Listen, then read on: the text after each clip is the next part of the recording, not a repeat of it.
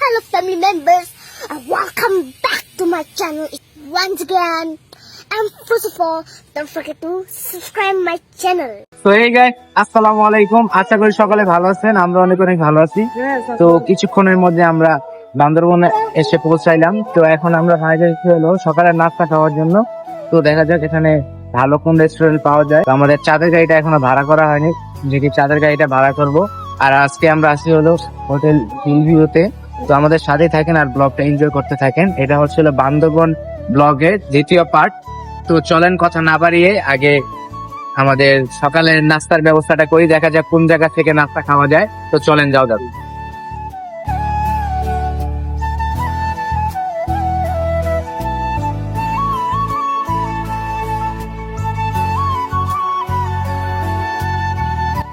তো এটা হচ্ছিল রনক, আমাদের সাদিক ব্লগে হয়তো বা দেখছিলেন। তো এখন আমরা বাইরে এসেছি হচ্ছিল সকালের নাস্তা খাওয়ার উদ্দেশ্যে। দেখা যাক ভালো কোন হোটেল বা রেস্টুরেন্ট পাই, খুঁজতেছি আর কি। আমাদেরকে পাঠানো হয়েছে যে রেস্টুরেন্ট কোনটা ভালো আর কি। তো একটা চেক করলাম, এই যে পিছে কলাপাতা রেস্টুরেন্ট আর কি, এটার প্রাইসটা একটু কম আছে। তো দেখি সামনে আরো কোনো ভালো রেস্টুরেন্ট আমরা পাই নাকি। তো চলেন আমাদের সাথে থাকেন, ব্লগটা এনজয় করতে থাকেন। তো আমাদের সকালে নাস্তা করে ফেলেছি আমরা। তখন নাস্তা করার সময় আর আমার ভিডিওটা নিতে মনে ছিল না, এই কারণে আর ভিডিওটা এখানে আমি দিতে পারিনি। তো আমরা সকালে নাস্তা করেছিলাম আমাদের হোটেলের নিচেই, হোটেল 𝕤𝕠𝕝𝕝 থেকেই।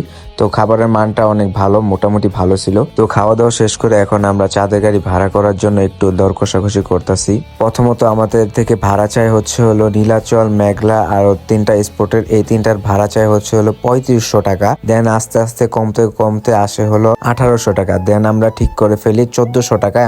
অবশেষে আমাদের চাঁদের গাড়ি ভাড়া করা হয়ে গেছে। তো আজকে আমাদের আর কি এই সাইডটা আর কি ডাইন সাইডটা ঘুরে দেখাবে বান্দরবনের। তো আজকে সারাদিনের জন্য আমাদের থেকে চাঁদের গাড়ি ভাড়া নিতে হলো 1400 টাকা। তো আমাদের সাথে থাকেন, আর এসে হলো আমাদের পিছে গাড়ি। তো আমাদের সাথে থাকেন আর ব্লগটা এনজয় করতে থাকেন। আশা করি আপনাদের ভালো একটা ব্লগ দিতে পারবো। তো চলেন কথা না বাড়িয়ে যাওয়া যাক, আগে গাড়িতে উঠি, তারপর আপনাদেরকে বান্দরবনে কিছু সিনেমেটিক শট এনজয় করি।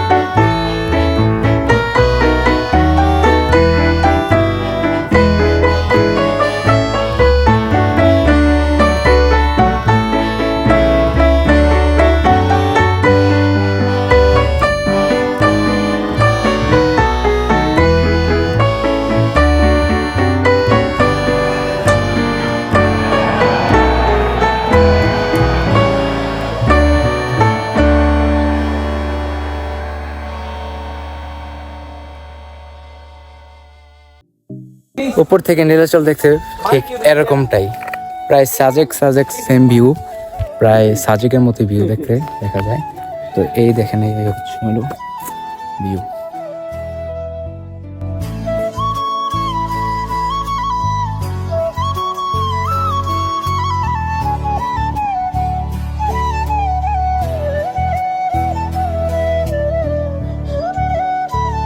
তো সবার অনুভূতি একটু বলেন এখানে আইসা। ভিডিওটা তুমি আমার ভালো লাগতেছে, ওয়েদারটা খুব ভালো, ঠিক আছে, মনোরম পরিবেশ। এখন যে রৌদ্রের মধ্যে যে একটা কুয়াশার ভাব আছে না, এটা একটা মন তাদেরকে চাঙ্গা করার মতো একটা পরিবেশ। আমরা গত বছর যে সাজেক গেছিলাম, সাজেকে তো আমরা ভালোভাবে ঘুরতে পারিনি, এই কারণে সাজেকের সৌন্দর্যটা ভালোভাবে আপনাদের দেখাতে পারিনি। কিন্তু আমার মনে হচ্ছে যে সাজেকের চেয়ে বান্দরবন অনেক সুন্দর।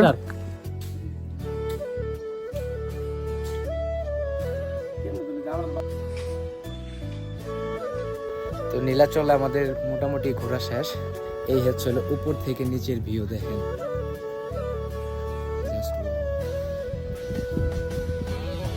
চলেন নিচের দিকে যাওয়া যাক আগে।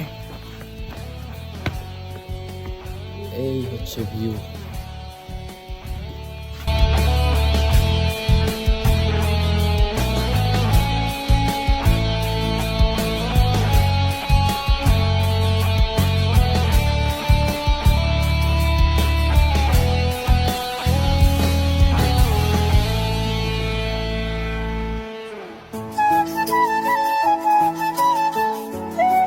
তো আপাতত আমাদের নীলাচল ঘোরা শেষ।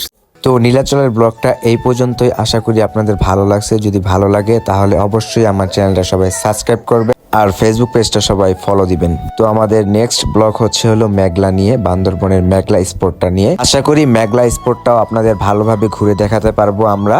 তো ততক্ষণ আমাদের সাথেই থাকুন। আল্লাহ হাফেজ, সবাই সুস্থ থাকবেন, ধন্যবাদ।